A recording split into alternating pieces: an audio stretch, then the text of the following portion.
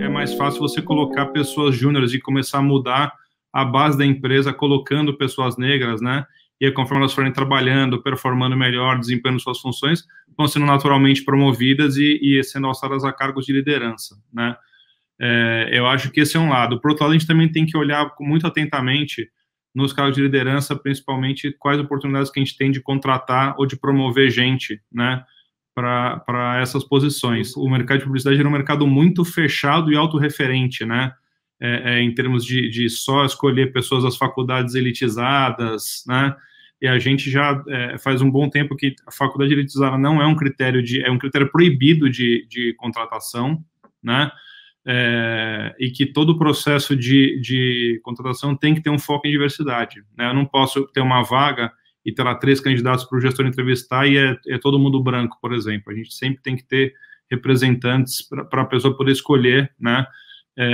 Ou seja, tem uma busca ativa. Acho que tem isso de ter uma busca ativa da empresa por todos esses cargos. Eu acho que na medida em que as lideranças das agências elas provocarem suas criações a resolverem problemas reais, a terem conversas reais com coletivos negros, com pessoas negras que estão fazendo a diferença na sociedade, que estão tentando diminuir a diferença, protagonizando as suas narrativas. Eu acho que esse é o caminho que a gente aprendeu, muito mais do que falar de percentual, enfim, óbvio que os percentuais são muito importantes, a gente tem que perseguir os índices, mas eu acho que nós temos que empreender, gente. Essa indústria, ela precisa se reinventar, né? Assim como nossa sociedade precisa se reinventar. A gente tem muita coisa para melhorar. E acho que o aspecto mais importante que a gente aprendeu foi que a mudança ela vai acontecer ela vai começar a acontecer de maneira genuína na hora que a gente tiver, de fato, CEOs negros, com as suas próprias agências e com seus próprios empreendimentos. E isso nos levou a gente tem algumas pessoas na Mutato que tomaram uma iniciativa de empreender. Elas tinham um projeto chama Indique uma Preta, e a gente decidiu, junto com elas, que muito mais do que elas serem promovidas, elas virarem diretoras, elas terem um plano de carreira dentro da Mutato, elas tinham que ter o próprio negócio delas. Então, o que a gente fez com elas, recentemente, a gente está acelerando elas têm a história delas, elas têm o plano de negócio delas, elas são super jovens, elas são incríveis, inclusive, somos fãs delas, quem não conhece tem que conhecer, Indique uma Preta.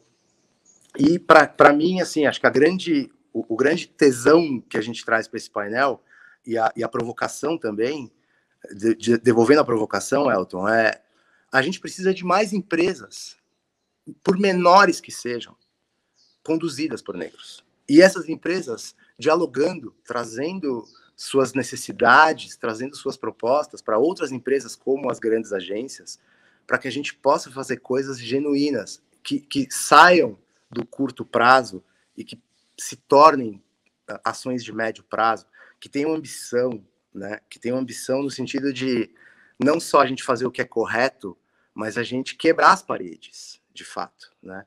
Então, acho que a nossa utopia aí, ou sei lá, a nossa energia, talvez, esteja sendo colocada nessa de entender que, sim, óbvio que precisamos de lideranças negras dentro da agência, como todos nós aqui, todos os CEOs brancos aqui presentes, mas acho que, não sei, a gente teve a sorte, ou, enfim, aproveitamos aí uma oportunidade que surgiu de dentro da agência, e ao invés de, vamos dizer assim, manter essas pessoas dentro da agência pela capacidade delas, a gente entendeu que ajudá-las a ter o próprio negócio talvez seja um caminho até um pouco mais forte do ponto de vista de inclusão, né? E menos egoísta no sentido de que talvez a Mutato não ganhe tanto ao acelerar o Indique uma Preta, mas certamente elas vão ganhar muito e vão fazer muitas outras pessoas negras ganharem na medida em que elas conseguirem ser empreendedoras de sucesso. Porque é disso. Assim, além do gerente negro, do diretor negro, talvez o que a gente precise nessa indústria é do empresário negro, né? Por mais absurdo que isso pareça, uma cultura que seja criada por negros talvez seja a cultura que vai fazer as maiores transformações, e não a gente, né? Que somos donos ou sócios ou executivos de empresas brancas que estão, de alguma maneira, tentando, sim, de maneira genuína, fazer o caminho correto. Esse próximo passo que a gente tem que dar, eu digo que ele é mais difícil, porque ele vai atacar as posições de liderança. Enquanto não transformar, e aí eu não estou falando só de percentualmente, tá? Assim, a gente não vai descansar enquanto a nossa agência não representar a sociedade na qual ela está inserida. Isso significa em todas as áreas e todos os níveis hierárquicos. Então, qualquer número que a gente tiver hoje que for diferente de 50 e poucos por cento, em qualquer nível, tá ruim para a gente vai continuar buscando até estar lá.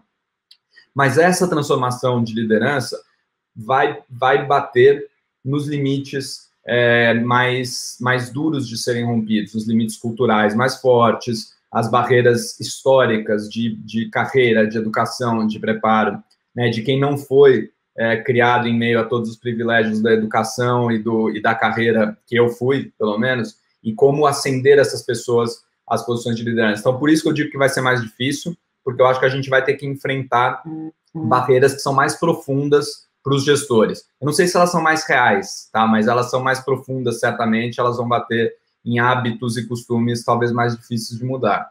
O que a gente está fazendo para acelerar isso é muita conversa. É fácil, talvez, reconhecer os seus privilégios e se entender responsável para transformar isso. Abrir mão é outra coisa, e a gente vai ter que lidar com isso dentro da liderança. Eu espero que esses processos todos de conscientização, de transformação dentro de casa e de diálogo, levem a gente a talvez 2, 3 anos conseguir transformar totalmente a nossa realidade. É esse o objetivo e eu não sei como a gente vai chegar lá, mas eu sei que passa por muito diálogo. Um jeito também dessa cultura acontecer é quando ela caminha de maneira totalmente convergente com os objetivos de negócio. E o que está acontecendo, um ponto que a gente não comentou ainda, e que queria que seja, de novo, a minha contribuição sobre a questão de como a cultura anda. Se o negócio está indo por esse lado, a empresa vai se adaptar e a cultura vai se moldar também. Então, além do afirmativo, tem a fricção. E essa fricção, por exemplo, são os anunciantes. Então, em alguns momentos, a gente, muito obviamente, aliados, e mais do que aliados, promove dentro dos nossos clientes anunciantes a representatividade, inicialmente e naturalmente muito através de campanhas. Então, acho que esse é um papel que a gente vem desenvolvendo há muito tempo. O Edu estava comentando de algumas campanhas da Publicis, acho que todas as agências estão fazendo esse trabalho. Mas onde a coisa fica mais interessante é quando tem uma cobrança do cliente sobre a questão da representatividade. E hoje em dia a gente passa por processos ou de avaliação, ou processos seletivos, quando um anunciante escolhe uma nova agência, dentro do qual cada vez mais clientes pedem, de maneira muito, muito explícita, dados sobre o seu comportamento frente à questão da representatividade. E mais do que dados, iniciativas explícitas, campanhas, resultados, metas, etc., etc. E isso vira um critério de escolha, ou virar um critério de avaliação muito clara sobre a nossa performance e a nossa capacidade de gerar negócio. E aí vira uma tensão, porque se você não tem, você está fora. E isso, de novo, não é necessariamente o lado mais bonito da história, mas, ao mesmo tempo, eu acho que ele é muito eficiente, porque quando a gente recebe pressão do nosso ecossistema econômico para que isso possa acontecer, a mudança acontece, porque ninguém quer perder negócio, ninguém quer perder uma oportunidade de ser a agência de um super cliente, que seja global ou local, porque ela não soube ter uma política afirmativa suficientemente desenvolvida para poder fazer parte, de novo, desse processo ou ser bem sucedida nesse processo. Isso está acontecendo cada vez mais. Eu te falar que de todos os processos recentes que a gente participou, a questão da diversidade é presente em 70% a 80% deles. Em alguns deles, ela está no core das conversas com os anunciantes. Então, eles botam isso como um dos dois, vamos falar, dos 3 critérios mais importantes na avaliação que eles vão ter da empresa. A gente acabou de receber e também isso tem dinâmicas muito claras, porque não é só sobre mostrar os números, mas também sobre o nosso processo de trabalho. Não tem como você se dar o luxo de pensar de uma forma diferente, porque a gente vende para uma população brasileira, a população brasileira é 50% negra, né? O filme do Bradesco, por exemplo, eu acho que ele tem uma coisa que é interessante falar, ele foi criado por uma pessoa negra, esse roteiro, né? E eu acho que uma coisa que as agências também estão aprendendo cada vez mais, e quando você começa a colocar diversidade nas campanhas, é olhar para o ser humano, né? Não é um filme sobre um negro, uma negra, é um filme sobre um pai e uma filha, né? E isso vale para como você retrata nas suas campanhas negros, como você retrata idosos, como você retrata PCDs, né? Cada vez mais acho que tem uma atenção de como você mostra a pessoa humana e não ela por alguma outra condição qualquer, né? Que vai definir o que papel que ela faz, qual que é a função dela no comercial, né? E eu, honestamente, não sei se esse filme seria feito 15 anos atrás, que é a pergunta que você me fez, né? Eu acho que há 15 anos atrás, se você olhar essa agência, ia ser quase 100% todo mundo branco, sem a mínima atenção para isso, né? E provavelmente o filme do Dia dos Pais seria um pai branco e uma filha branca, né? Eu acho que essa mudança de cultura, ela vem com as pessoas que trabalham com a gente, com outras visões que vão sendo colocadas para nós e com um grande aprendizado, né? Eu acho que isso que a gente está vivendo agora, no fundo, eu falo do meu ponto de vista, é uma jornada de aprendizado, né? Eu estou longe de chegar no fim dessa jornada achar que eu já mereço um diploma desse aprendizado. Eu acho que é uma coisa que todo mundo está aprendendo. Cada vez mais a gente aprende uma coisa nova. Eu até mencionei num outro evento que eu tive aqui também com o Pedro, com o Davi e com o Passamani, que é o colega aí do Edu Camargo, né? O tempo inteiro a gente está aprendendo coisas novas. Outro dia estava um pessoal na agência falando daquela história de quem tem passaporte dupla cidadania, o cara tem um passaporte português, um passaporte espanhol, um passaporte italiano, porque o avô, o bisavô veio da Europa, etc., e aí consegue, né, tirar outra cidadania. E a gente ouviu de uma pessoa negra e falou assim, então, sabe que as pessoas negras, elas foram negadas o direito de saber a sua origem, né? Existe uma dor nessa história da dupla cidadania, porque tem muita gente que não sabe nem de que país que veio, nem de que região que era, de quem ele é descendente, né? É uma história que foi apagada. Eu nunca tinha parado para pensar sobre isso, né? Então, acho que cada vez a gente vai aprendendo mais e vai tendo mais consciência dessa questão. Então, acho que a comunicação, ela muda, sim, por pressão do cliente, mas também por trazer para dentro da agência, para dentro do fornecedor da agência, essa representatividade e esse outro ponto de vista. Uma pessoa negra dentro de uma agência de publicidade é um lugar que muitas vezes é muito solitário, assim. As agências são muito elitistas, são muito excludentes, e elas afastam a gente, né? Então, às vezes é muito difícil a gente estar lá e as pessoas usam palavras que ferem a gente. Tem um monte de construções, tem um monte de coisa que deixam bem claro que esses lugares não são nossos, assim. Primeiro que realmente a vida não é linear, né? Então a gente precisa furar essas bolhas, né? E como o Joana falou, realmente se arriscar no mercado, né? Assim, eu tenho um pouco da sorte de aqui da Bahia ser já uma referência nacional em publicidade, né? Os principais publicitários do Brasil de alguma forma saíram daqui, mas é um mercado também de exportação, né? As pessoas têm que sair da Bahia para darem certo, entre aspas, no mercado de São Paulo, no Rio, e isso está se quebrando um pouco mais, mas é necessário repensar. Mas o outro é realmente buscar as conexões profissionais e o network, né? O fato de eu fazer parte do movimento social, do movimento negro, me ajudou muito a quebrar essas barreiras.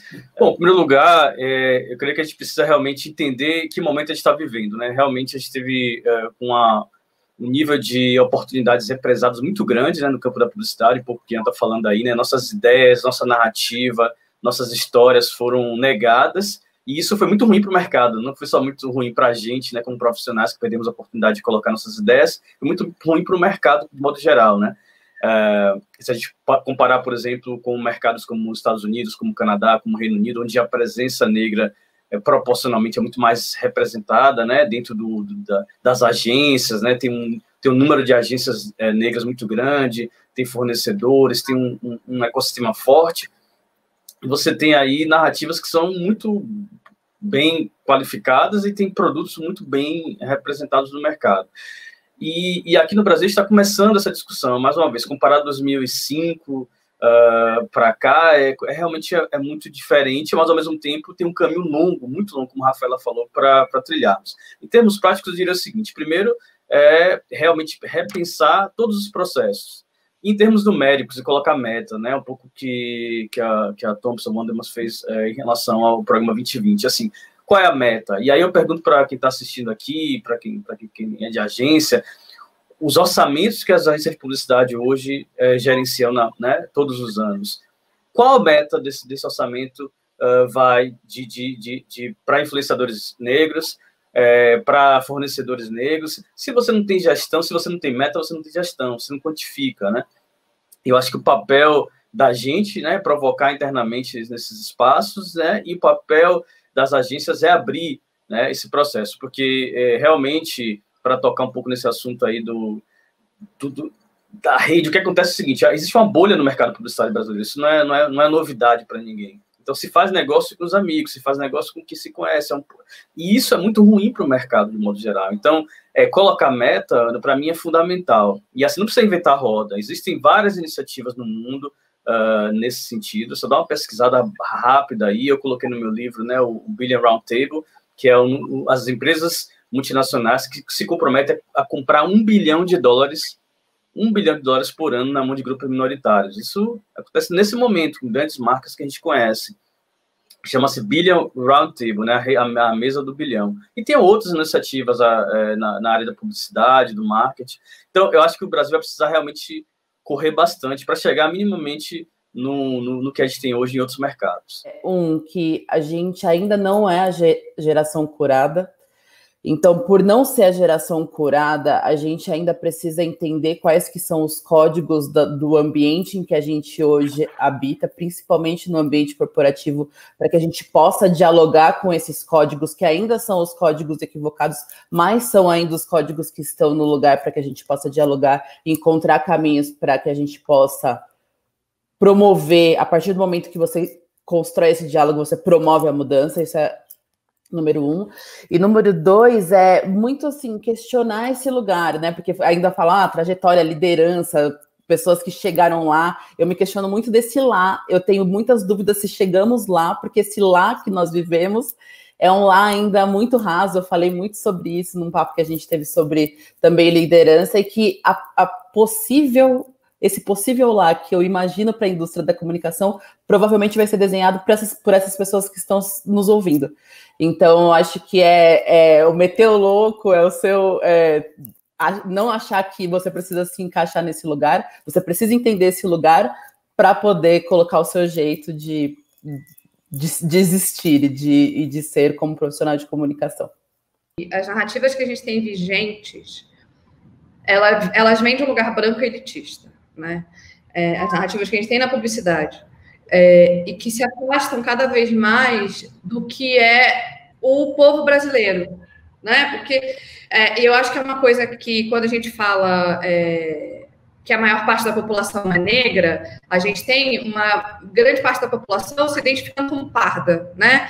E não se identificando como preta, né? O IBGE juntou esses dois números e falou que essa população tem a mesma necessidade socioeconômica, então por isso que a gente fala que as pessoas são negras. Queria só que a gente, porque existe um apagamento desse. Tem um monte de gente falando que negro é uma palavra ruim, enfim, eu acho que a gente tem que discutir algumas coisas. Mas falando das narrativas da publicidade, eu acho que a publicidade ainda tem muita dificuldade em se alinhar com as narrativas da população brasileira e com as narrativas que fazem ressoar o que as pessoas, o que o mercado, né, o mercado que a gente fala, as pessoas que estão comprando, que estão consumindo, realmente veem, realmente falam, o que elas escutam. Então, assim, a gente que está dentro, e aí também acho que a gente precisa falar de poder estrutural, né? Porque vai ter gente que é estagiário, que vai ter um pouco mais de dificuldade para conseguir colocar uma narrativa que seja negra brasileira, sabe? Assim, que seja... Agora, a gente que está num espaço considerado de poder, um espaço em que a gente consegue falar, ter poder estrutural, aí eu acho que a gente consegue ter narrativas mais alinhadas, sim. Narrativas que olhem, que olhem, por exemplo, para o funk, sabe?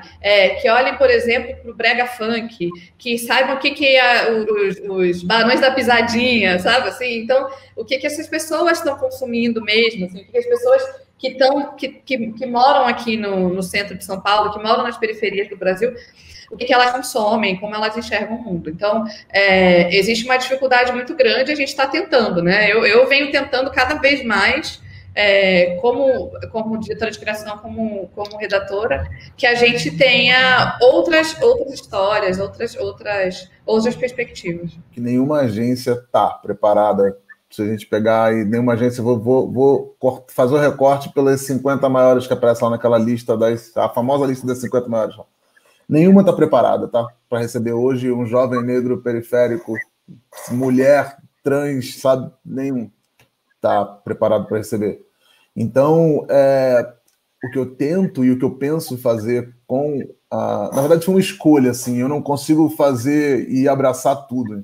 E eu tentei por muito tempo fazer com que os lugares que eu trabalhei estivessem preparados para isso. E eu fracassei em conseguir. Então, eu tentei atuar na outra ponta, que é preparar esses jovens para enfrentar esse lugar. Então, é o que eu tento fazer hoje com a Escola Rua, que é ter primeiro colocar realmente, trazer um conhecimento para essa galera, uma informação que eles não têm acesso e colocar eles num nível que dá para disputar as vagas, e a gente está tendo sucesso nisso. E depois também preparar essa galera para saber que, cara, esses ambientes não estão preparados para te receber, e a gente vai precisar criar essa rede de apoio entre a gente vai precisar contar com a gente para conseguir se manter nesses lugares. Então, hoje, o que a Escola Rua, por exemplo, faz é que a gente ensina para a galera, né? Faz a galera produzir um portfólio, a gente consegue as entrevistas, a galera entra nas vagas e depois a gente continua fazendo um acompanhamento, uma conversa. Cara, como é que tá aí? Tá tudo certo? Aconteceu alguma coisa? Tem fulano de tal aí que trabalha na mídia ou que trabalha no atendimento. Você pode acessar essa pessoa, é um amigo nosso. Então, a gente tenta fazer essa rede de apoio. Porque eu acho também que dentro das agências estão se montando, e aí alguma coisa de escolhas também, de brigas, escolhas de onde lutar, estão se montando dentro das agências coletivos de diversidades e algumas iniciativas que eu acho que tem essa responsabilidade de já mudar e já conseguir melhorar as empresas. Então, eu escolhi para mim, talvez, trabalhar na outra ponta e conseguir mesmo fazer. Então, é duro dizer isso, mas eu preciso não só criar um mundo imaginário de que, olha, aqui agora você tem um portfólio, você vai entrar na agência e vai ser tudo maravilhoso, como se você fosse um jovem branco de classe média alta. Cara, não vai. Mas a gente consegue enfrentar isso. Você não está sozinho, sabe? Você não precisa ficar sozinho como eu fiquei 10 anos de carreira, sabe? Então, eu acho que eu tô mais nesse lado. Desculpa, Jô, pode falar. Dói menos, né? Quando a gente está junto, dói menos, assim. Não que não doa, mas dói menos. Né? Então, assim, eu sou muito acessado por isso. Felipe, cara, muito jovem fala, cara, tô com um problema aqui, cara. Tem um cara aqui que é assim, assim. E assim, em todas as agências, tá? Das que falam mais sobre diversidade, até as que falam menos. Um monte de gente jovem manda mensagem falando, cara, tô passando por esse problema, o que eu faço? Não sei se eu saio daqui, você tá sabendo de alguma vaga. Então, a gente vou muito atuando por esse lado, assim. Mas, e estou também dentro de empresas, dentro de agências, evitando de ficar também toda hora dando minha palavra de graça para não virar, como é que fala, paisagem, sabe? Procurando falar quando pode ser contundente, quando pode mudar alguma coisa, sabe? Essa coisa existem muitos caminhos que a gente precisa trilhar dentro desse mercado, e a rede de apoio, ela precisa trabalhar em várias frentes. Hoje eu penso muito sobre o peso de existir nos espaços que ainda são hostis como nós existimos, a famosa síndrome do preto único, e o quanto que a gente também precisa de rede de apoio para que a gente continue existindo e contribuindo para a transformação que a gente busca. Essa é a primeira rede de apoio que eu penso, assim, também ser muito urgente. Eu me preocupo muito com as pessoas, porque como eu vivo nesse espaço há mais de 18 anos, e eu sei o quanto que nos transferem essa responsabilidade de transformação do todo, sendo que essa responsabilidade não é nossa. Então tem essa rede de apoio que a gente tem muito aqui, inclusive, entre os amigos, a gente troca, a gente a gente se fortalece para voltar para o front e seguir, isso é um. E dois, eu acho que tem uma responsabilidade individual, porque quando a gente fala, Ana, muito da diversidade, primeiro o termo diversidade a ser questionado, né? Mas assim, quando a gente fala sobre esses processos de inclusão e a necessidade de transformação do mercado, é sempre muito olhar para o outro, para a estrutura, sendo que o mercado somos cada uma das pessoas que são contratadas como colaboradores daquela empresa e que você tem a responsabilidade. Qual é a sua responsabilidade enquanto indivíduo, enquanto profissional, para promover a transformação que você julga como correta? Então, eu sempre falo sobre essa questão da necessidade. A rede de apoio também passa por uma reflexão urgente da própria branquitude, de se enxergar a branquitude hoje que coloca esse assunto como necessidade, como urgência, como prioridade nas suas estratégias. Qual é o seu papel enquanto indivíduo na sua transformação? E aí eu digo coisas básicas, o seu dia a dia, a escola dos seus filhos, quando você viaja, as coisas que você está consumindo, você está comprando de quem? E aí, porque eu acredito também que essa é uma rede de apoio que, para hoje, para o mercado que está posto, ela nos permite existir, porque nós, únicos profissionais negros dos espaços que atuamos, a nossa existência ela já é resistência nesses espaços, né? Então, o nosso corpo ele já é político nesses espaços, e a necessidade da gente existir enquanto profissional de comunicação para falar sobre outros assuntos que não apenas o assunto que acham que nos colocam nessa caixa para poder falar. E para que a gente possa servir como rede de apoio, quem quiser, inclusive, porque eu acho que também isso é um direito de escolha, não são todas as pessoas e corpos negros que precisam obrigatoriamente agirem pela transformação, isso também é respeito à nossa individualidade e à nossa humanidade enquanto indivíduo. Então, para as pessoas que escolherem agir para essa transformação, para que a gente também possa criar essa rede de apoio para quem está chegando. Então, são várias redes que precisam existir simultaneamente para que as coisas consigam caminhar para essa indústria que a gente acha que ainda precisa de... Eu sou apaixonada por essa indústria, mas ela ainda tem muita coisa para ser desenvolvida e transformada. Eu também acho que muito para as pessoas jovens que estão construindo a sua própria identidade, eu acho que sempre a necessidade de trazer para o debate a multiplicidade de identidades negras, né? Às vezes a gente coloca a própria branquitude e às vezes dentro dos movimentos você deu uma impressão de colocar a identidade negra como algo monolítico, né? E quando não é, a grande riqueza e o grande barato aqui definitivamente não é. Se a gente for falar de forma mais aprofundada com cada um aqui, a gente vai divergir, talvez mais divergir do que concordar. Isso é incrível, né? Acho que isso é muito legal. Cada um tem uma abordagem, estratégias diferentes, visões de mundos diferentes, porque a gente tem vivências muito diferentes, né? Origens distintas. E o racismo, por mais que ele se manifeste de várias formas, ele nos atravessa também de forma diferente. E o reflexo disso são vários jeitos de pensar, várias abordagens. E que existe uma interseccionalidade entre elas, que a gente sempre celebra isso mais que qualquer outra coisa, mas que as pessoas, principalmente mais jovens, que estão num processo de se politizarem, de se conscientizarem mais, entender essa multiplicidade de discursos, de perspectivas, e que ela saiba transitar entre elas e construir, se identificar mesmo como um indivíduo dentro de um grupo, mas ainda assim um indivíduo, para que ela também não sofra, assim, que às vezes a gente coloca as coisas como algo monolítico, né? E a pessoa faz, de não se encaixar, ou de entender que, as coisas estão de um jeito que eu não consigo me encaixar e que isso pode deixá-las muito doentes, né? Mas é sempre trabalhar aqui no caminho da possibilidade.